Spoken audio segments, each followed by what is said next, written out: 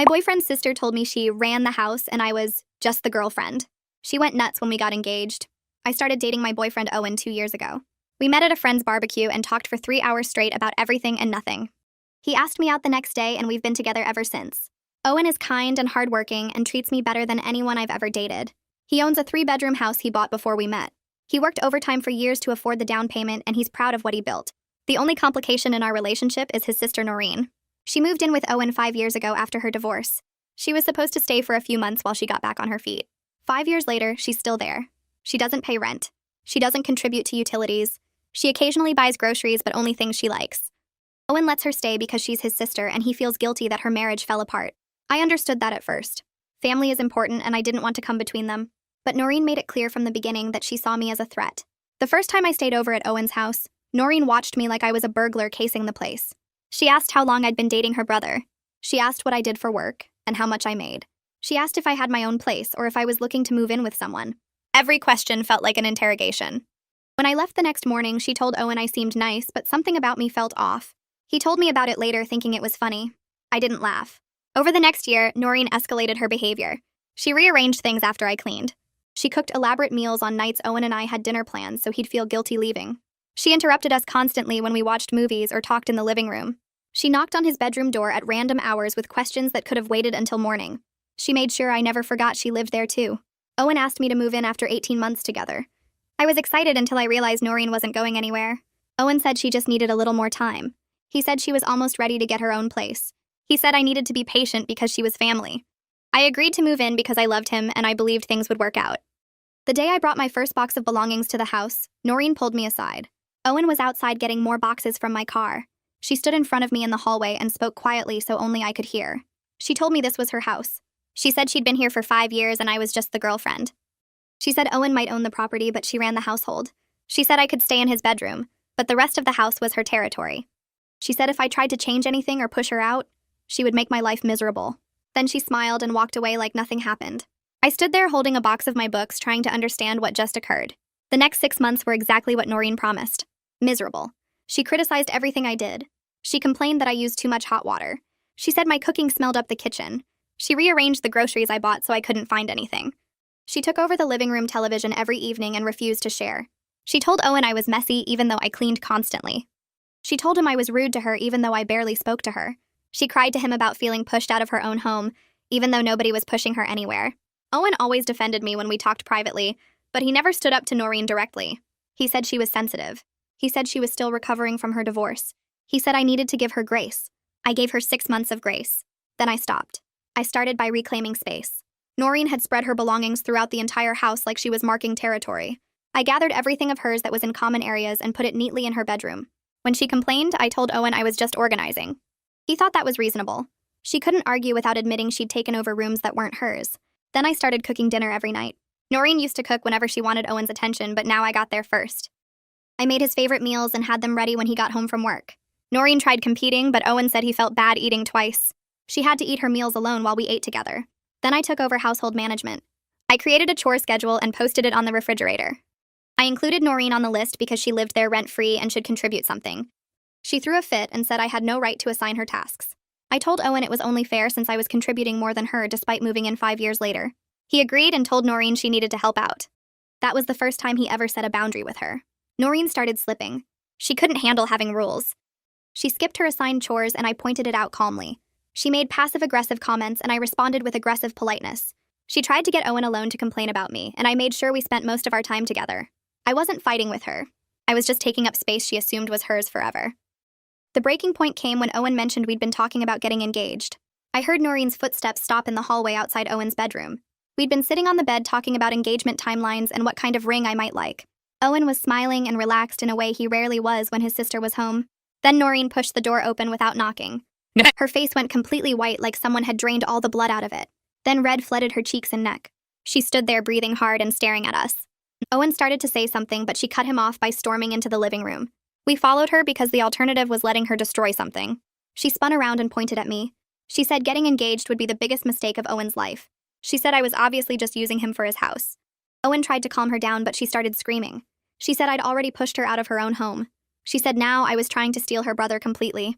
Owen kept saying her name in this quiet voice like he was trying to talk down a wild animal. Noreen ignored him and kept yelling about how I'd ruined everything and turned him against his family. I stood there and didn't say anything because I knew anything I said would make it worse. Eventually, she ran out of steam and locked herself in her bedroom. Owen looked at me with this helpless expression. I told him we'd talk about it tomorrow and went to bed. The next 3 days were worse than anything Noreen had done before. She played music at 2 in the morning, loud enough that the bass shook the walls. I'd just fall asleep and then some terrible pop song would start blasting from her room. Owen went to her door and asked her to turn it down. She said she couldn't sleep and needed the music to relax. The second night, I got up at 6 for work and discovered she'd used all the hot water. The shower ran ice cold no matter how long I waited. When I came out of the bathroom, Noreen was in the kitchen making coffee like nothing was wrong. She asked if I slept well. I said fine and left for work without breakfast. That afternoon, Owen called me and said Noreen told him I'd been saying cruel things about his family. He said he knew it wasn't true, but he wanted to check in with me. I asked what specifically I was supposed to have said. He got quiet and admitted Noreen wouldn't give details. She just cried and said I was mean to her when he wasn't around. I started keeping notes on my phone. I wrote down the time when the music started and stopped. I noted when the hot water ran out and when I saw Noreen afterward. I wrote down what Owen told me about her complaints. I didn't know exactly what I was documenting, but I knew I'd need proof eventually. 2 weeks later, Owen took me to our favorite Italian place downtown. We'd been there on our 3rd date and went back every few months. He seemed nervous during dinner and barely touched his pasta. When the waiter cleared our plates, Owen reached across the table and took my hand. He said he loved me and wanted to spend his life with me. Then he pulled out a small velvet box. Inside was his grandmother's ring, a simple gold band with 3 small diamonds. I said yes before he finished asking. I wasn't going to let Noreen's manipulation control our relationship. We were both happy and excited talking about when we'd tell people and whether we wanted a long or short engagement. But I felt this tight knot in my stomach thinking about what came next. We drove home holding hands and making plans. Then we pulled into the driveway and I saw Noreen standing at the living room window. She was just standing there watching us. The curtain was pulled back and she had her arms crossed. Owen saw her too and his smile faded a little. I squeezed his hand and told him it would be okay. I didn't believe it, but I said it anyway. Owen wanted to tell Noreen right away.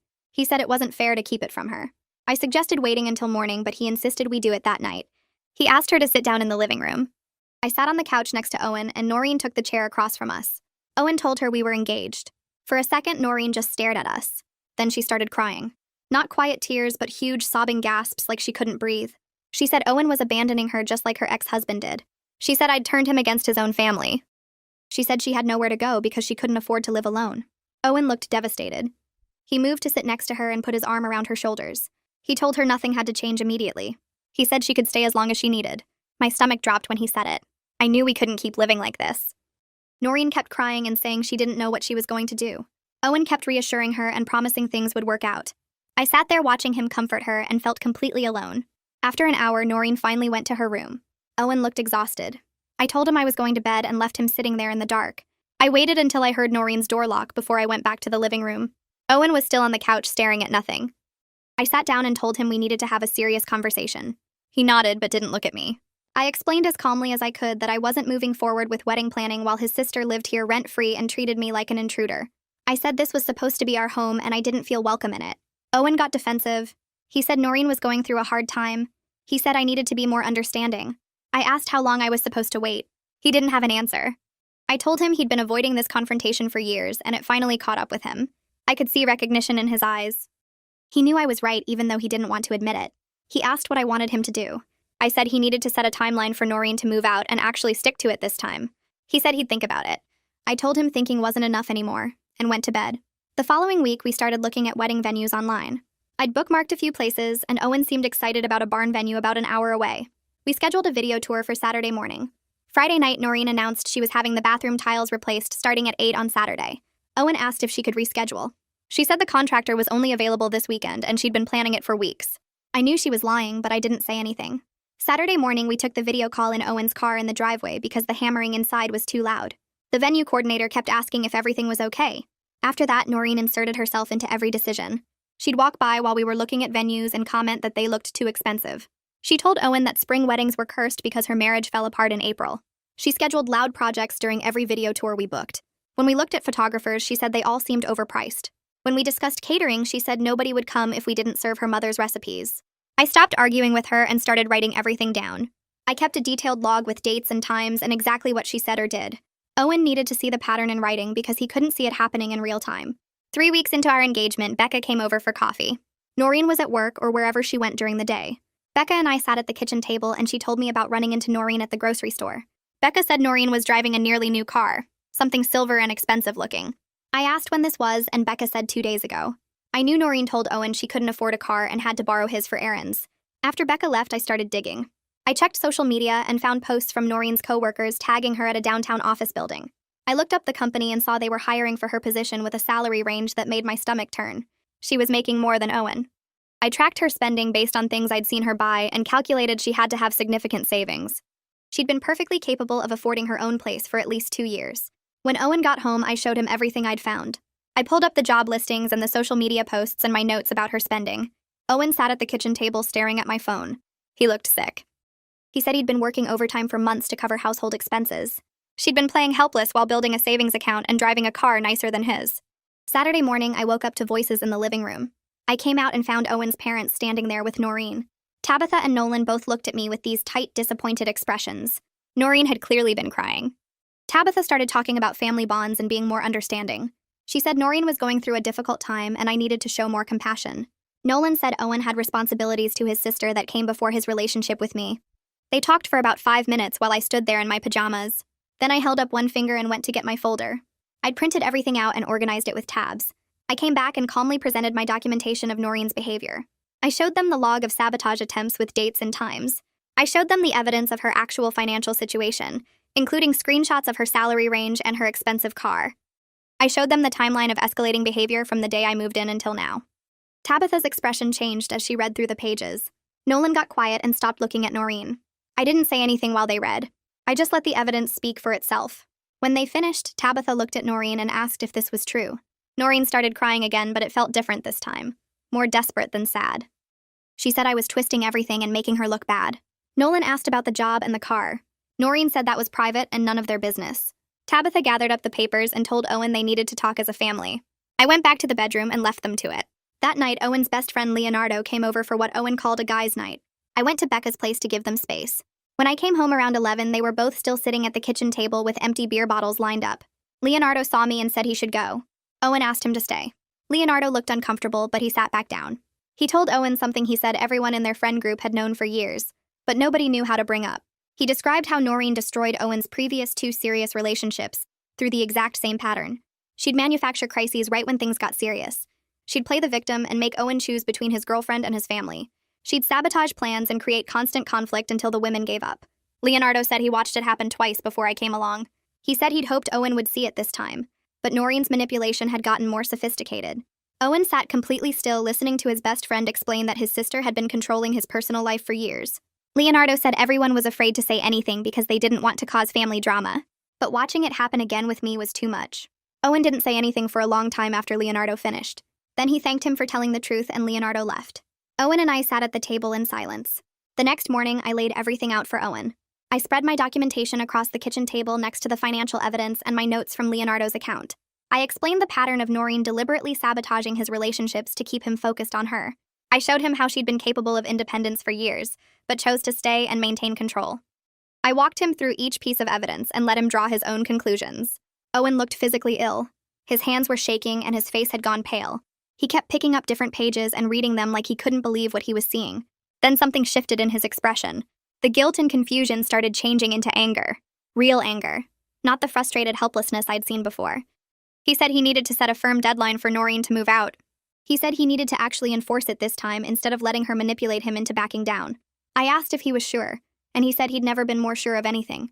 He said he'd wasted years enabling behavior that hurt both of them. He said it was time to stop. Owen called Noreen into the living room that evening, and I stood next to him because I wanted her to see we were united on this. She came in looking annoyed like we were interrupting her TV show, and sat down on the couch with her arms crossed. Owen took a deep breath and told her she had 60 days to find an apartment and move out. He said he would help with first month's rent and the security deposit, but the current arrangement wasn't working anymore and needed to end. Noreen's face went from annoyed to shocked to angry in about 3 seconds. She stood up and asked if I was behind this, if I'd been poisoning him against his own family. Owen said this was his decision, and he'd been thinking about it for a while now. Noreen switched tactics immediately and started crying. She said she couldn't believe her own brother was abandoning her just like her ex-husband did. She said she had nowhere to go and couldn't afford to live alone. Owen reminded her about her full-time job and the savings account I'd discovered. Her tears stopped pretty fast when she realized he knew about her money. She got cold then. Really cold in a way I'd never seen before. She told Owen he was choosing some woman he barely knew over his own sister who had been there for him his whole life. She said I would leave him eventually, and then he'd regret pushing away the one person who actually loved him. Owen's hands were shaking, but he held firm. He said the deadline was 60 days and that was final. Noreen looked at me with pure hate and said this wasn't over. Then she walked out and slammed her bedroom door hard enough to rattle the pictures on the wall. Owen sat down heavily on the couch and put his head in his hands. I sat next to him and put my hand on his back.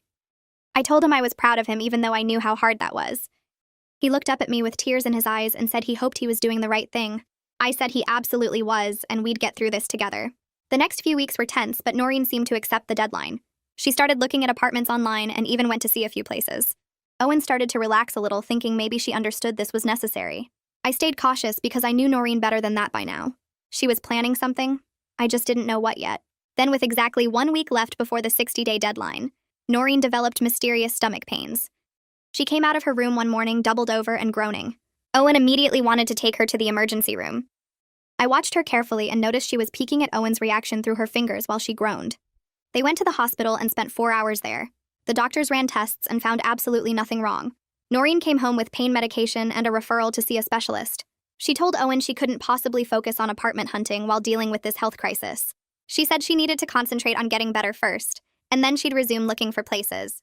Owen looked torn, and I could see him starting to waver on the deadline. That night, after Noreen went to bed, Owen suggested maybe we should give her more time since she was sick. I looked at him and said no. I told him this was manipulation, pure and simple. I pointed out how convenient it was that this mysterious illness showed up exactly 1 week before she had to leave. I reminded him that the doctors found nothing wrong and that Noreen had peeked at him through her fingers to gauge his reaction to her groaning. Owen wanted to believe me, but I could see the guilt eating at him. What if she really was sick and he forced her out anyway? What kind of brother would that make him? I told him we weren't resetting the deadline for a medical emergency that only showed up when deadlines approached. Noreen went to the emergency room 3 more times that week. Each visit lasted hours, and each time they found absolutely nothing wrong with her. She came home with different pain medications and more referrals, but no actual diagnosis. She spent most of her time in her room groaning loudly enough for us to hear. Owen looked exhausted from worry and lack of sleep. I was exhausted from watching this obvious manipulation play out while Owen struggled with guilt. The deadline came and went. Noreen was still in the house claiming she was too sick to move. Owen hadn't enforced the deadline, and I could see the pattern starting all over again. She manufactured a crisis. He backed down, and nothing changed. I couldn't do this anymore. I packed a bag one morning while Owen was at work and left it in my car. When he got home that evening, I told him I was moving out temporarily and staying with Becca until Noreen was actually gone from the house. Owen's face went pale. He asked what I meant, and I explained as calmly as I could. I said I loved him, but I wouldn't participate in this cycle anymore where boundaries got set and then dissolved the moment Noreen manufactured a crisis. I said I'd watched him back down from the deadline he set, and I understood why, but I couldn't stay and watch it happen again and again. Owen looked panicked. He said I couldn't leave, that we'd work this out together. I told him I wasn't breaking up with him, but I needed him to prove through actions that he was ready to prioritize our relationship. I said when Noreen was actually out of the house and staying out, I would come back. But until then, I was staying with Becca. Owen started crying and asked me not to go. I hugged him and said this was the only way he would actually follow through. Then I picked up my bag and left. I cried the whole drive to Becca's apartment. This was the hardest thing I'd ever done, but I knew it was necessary. Becca opened her door and hugged me without saying anything. She'd been expecting this call for weeks. 2 days later, Owen showed up at Becca's apartment. I opened the door and he looked terrible. His eyes were red and puffy like he'd been crying for hours. His clothes were wrinkled like he'd slept in them. He looked exhausted and heartbroken and determined all at once. He told me he went through with enforcing the deadline despite Noreen's protests. He said he told her she had 1 week to be out, or he would start formal eviction proceedings. He said it was the hardest thing he'd ever done, but he finally understood that enabling Noreen had hurt both of them and prevented her from building her own independent life. I asked if he was sure, and he nodded. He said losing me made him realize he'd been choosing his sister's comfort over our future for too long. He said he was done making that choice. I hugged him tight and felt him shaking. I told him I knew this was incredibly hard and that we'd get through the aftermath together. He held on to me like I might disappear if he let go. We stood in Becca's doorway holding each other while he cried. Becca gave us some space and went to her room. Owen told me everything that happened after I left. How Noreen's mysterious stomach pains disappeared the moment he told her the deadline was final. How she screamed at him for hours about what a terrible brother he was. How she called their parents and told them he was forcing her onto the streets while she was sick. How he stood firm anyway because he couldn't lose me. I told him I was proud of him and that this was the right thing even though it felt awful. Noreen's final week in the house was a nightmare. She stopped pretending to be civil and went straight to destruction. I came back to help Owen deal with the situation and immediately regretted it. The first thing I noticed was the smell of bleach coming from the laundry room. I opened the washing machine and found all my clothes soaked in pure bleach. Every single piece was ruined, covered in white spots and holes where the bleach ate through the fabric. Months of my wardrobe destroyed in one spiteful act. I showed Owen and he looked sick. Then we found the scratches in the hardwood floor.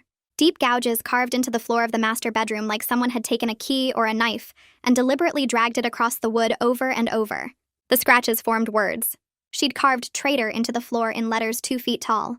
Owen stood there staring at the damage to his house, the house he'd worked overtime for years to afford. The destruction went beyond my clothes and the floor. She'd smashed several dishes that belonged to Owen's grandmother, family pieces that had been passed down for generations. She left them broken on the kitchen counter where we'd find them. She poured something sticky down the bathroom drain that clogged it completely. She put holes in the walls of her bedroom. She broke the lock on the back door. Every day brought new damage and new evidence of how much she hated us. Owen documented everything with photos. He walked through the house taking pictures of each destroyed item and damaged surface. I watched him photograph his grandmother's broken dishes and saw something change in his face. For the first time, he looked genuinely angry at his sister rather than just disappointed or guilty. He said she'd crossed a line from manipulation into actual malicious destruction. He said this wasn't grief or fear anymore. This was deliberate cruelty meant to hurt us as much as possible. The week ended and Noreen refused to leave. She locked herself in her room and said she wasn't going anywhere. Owen stood outside her door and told her she had 1 hour to start packing or he was calling the police. She screamed that he wouldn't dare. He pulled out his phone and started dialing. She opened the door then and looked at him like she didn't recognize him. He told her the deadline had passed and she was trespassing in his house now. She said fine and went back in her room. But she still didn't pack. Owen went to the county courthouse the next morning and filed formal eviction paperwork. The clerk explained the process would take at least another 30 days and cost several $100s in legal fees. Owen signed everything and paid the fees without hesitation. He said he should have done this months ago instead of hoping Noreen would leave voluntarily. The clerk gave him a court date and instructions for serving Noreen with the eviction notice. Owen drove home and handed Noreen the papers himself. She read them and laughed. She said he was really going to drag his own sister to court over this. He said yes, he was. She told him their parents would be ashamed of him. He said they already knew everything and supported his decision. That made her stop laughing. She asked what he meant, and he said Mom and Dad knew about the destroyed property, the manipulation, and the refusal to leave. She went pale and locked herself back in her room. Over the next few days, Noreen started calling everyone she knew. She told her friends that Owen was kicking her out on the streets while she was sick. She told distant relatives that I'd stolen her brother and turned him against his family. She posted vague messages on social media about betrayal and family bonds. She carefully left out every detail about her behavior, her financial capability, and the destruction she'd caused. Some people believed her version and sent Owen angry messages. Others asked for his side of the story and stopped talking to Noreen when they heard the truth. The family drama spread wider than our house, and I felt guilty about that, even though none of it was my fault. My phone rang one afternoon and I saw Tabitha's name on the screen. My stomach dropped because I assumed she was calling to yell at me for breaking up her family. I answered and she asked if we could meet for lunch without Owen or Noreen present. I agreed cautiously and we met at a quiet restaurant the next day. Tabitha looked older than the last time I'd seen her, tired and sad. She ordered coffee and then apologized. She said she was sorry for initially taking Noreen's side and not understanding what was really happening. She explained that she and Nolan had been enabling Noreen's dependence since her divorce, because they felt guilty about her failed marriage. She said they thought they were helping her heal, but instead they'd been preventing her from moving forward with her life. She said watching Owen finally set boundaries had made them realize they needed to stop rescuing Noreen from the natural consequences of her choices. I didn't know what to say. I'd expected anger or blame, not an apology and self-awareness. Tabitha said she'd talked to Owen about everything, seen the photos of the destruction, and understood why the eviction was necessary. She said she and Nolan would help Noreen with moving costs, but they supported Owen's decision completely. She said she hoped I could forgive them for not seeing the situation clearly earlier. I told her there was nothing to forgive, and that I was just glad they understood now. We talked for over an hour about family dynamics and enabling and how hard it is to see manipulation when it comes from someone you love. Tabitha hugged me before we left and thanked me for not giving up on Owen. She said he needed someone strong enough to help him break the cycle. Nolan went to see Noreen a few days later. Owen told me about it afterward because Noreen called him screaming right after their dad left.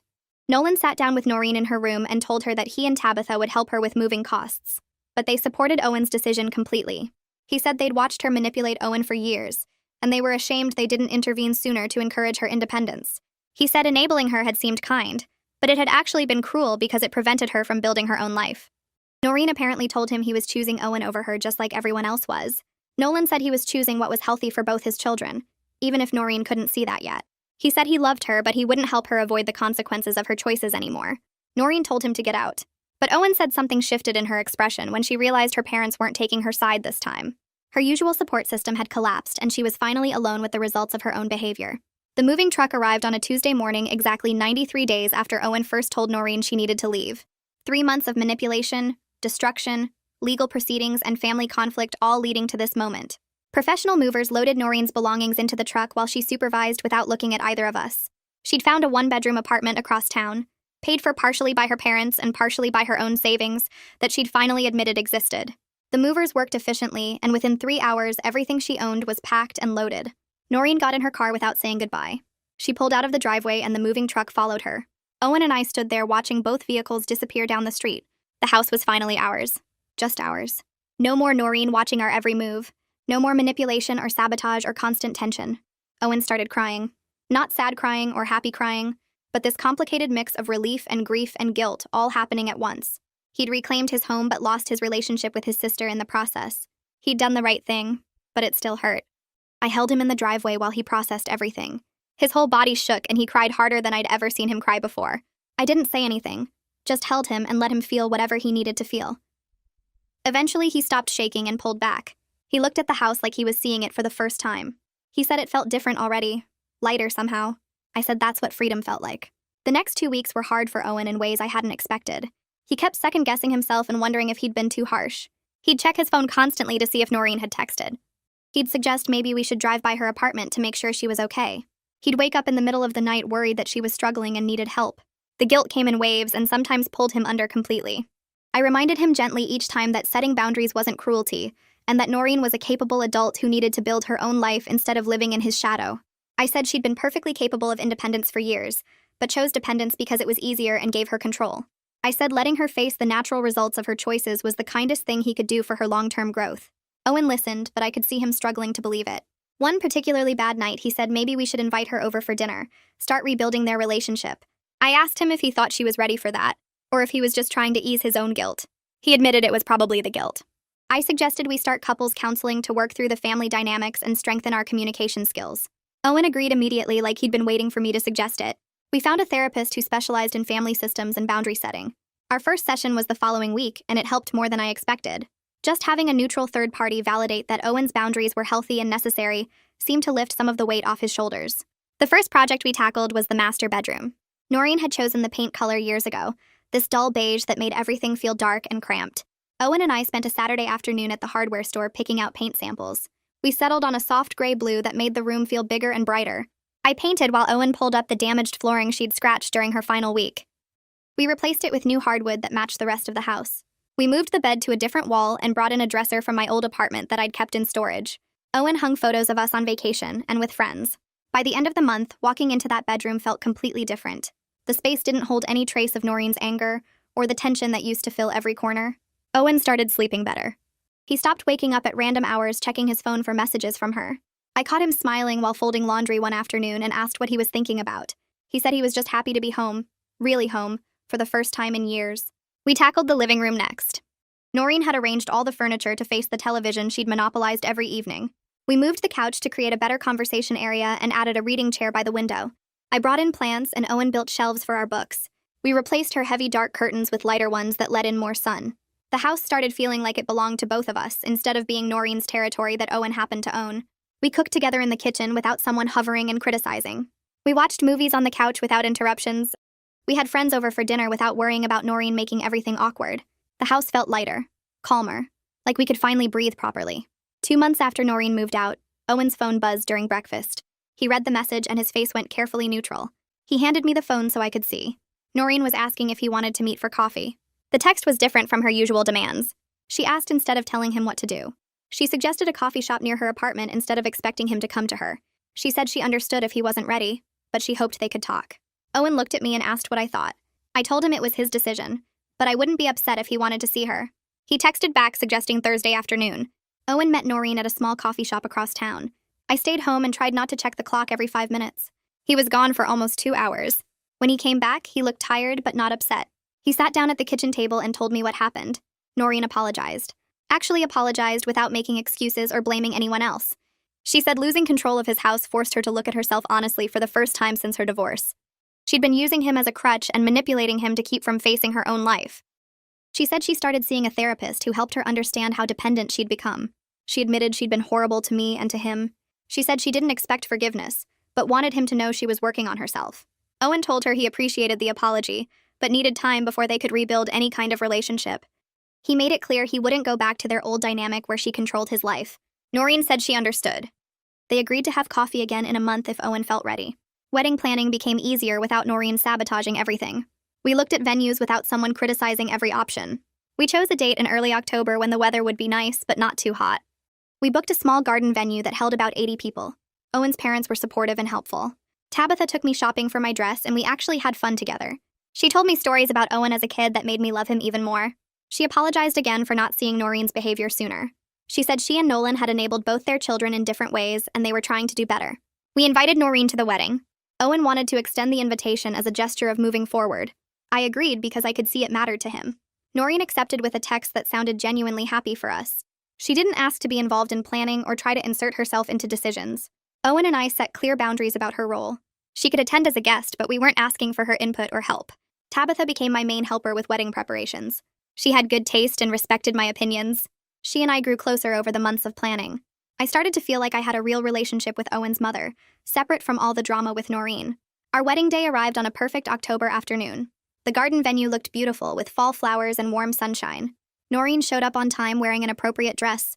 She congratulated us and didn't create any scenes, but I could feel the tension underneath everything. She stood apart from the family during photos. She left the reception early without saying goodbye to everyone. Owen's parents looked sad even while celebrating with us. I knew they were mourning the family harmony that might never fully return. I was genuinely happy walking down the aisle toward Owen. I meant every word of my vows. But I also knew our family dynamics would never be simple or easy. Noreen would always be Owen's sister. There would always be some level of complicated history and careful boundary management. We'd fought for our relationship and won, but the victory was messy and painful. Standing at the altar holding Owen's hands, I felt satisfied knowing we'd made it through the hard parts together. We were stronger for everything we'd survived. Our relationship wasn't a fairy tale with a perfect ending. It was real and complicated and worth every difficult moment.